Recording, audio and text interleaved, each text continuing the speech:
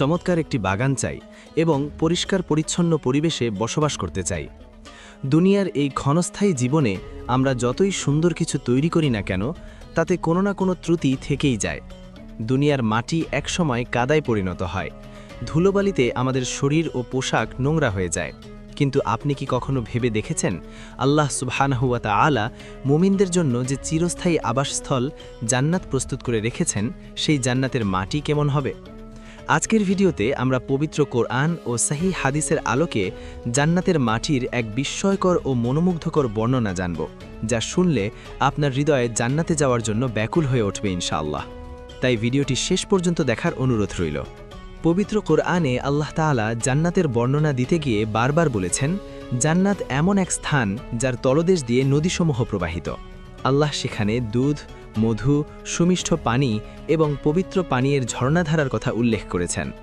কিন্তু জান্নাতের মাটি বা এর ভূমির সুনির্দিষ্ট ও বিস্তারিত বর্ণনা আমরা পাই আমাদের প্রিয় নবী রাসূলুল্লাহ সাল্লাল্লাহু আলাইহি ওয়াসাল্লামের একাধিক সহিহ হাদিস থেকে।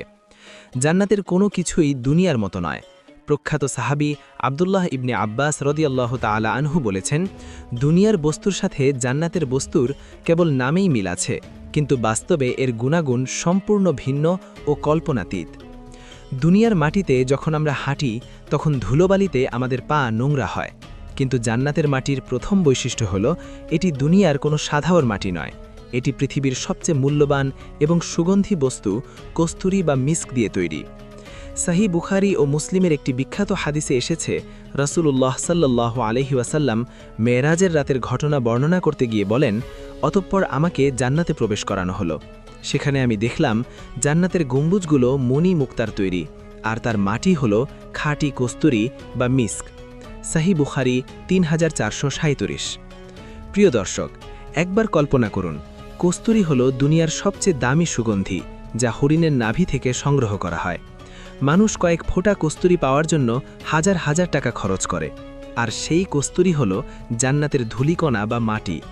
জান্নাতীরা যখন সেই মাটির ওপর দিয়ে হেঁটে যাবেন, তখন চারদিকে এক অনাবিল সুঘ্রাণ ছড়িয়ে পড়বে। জান্নাতের মাটি সম্পর্কে আরও বিস্ময়কর তথ্য পাওয়া যায় সুনান আত-তিরমিজির একটি হাদিস থেকে, যেখানে জান্নাতের মাটিকে জাফরানের সাথে তুলনা করা হয়েছে। দুনিয়াতে জাফরান হল সবচেয়ে দামি মশলা ও সুগন্ধি, যার রং অত্যন্ত আকর্ষণীয় এবং ঘ্রাণ মনোমাতনীয়।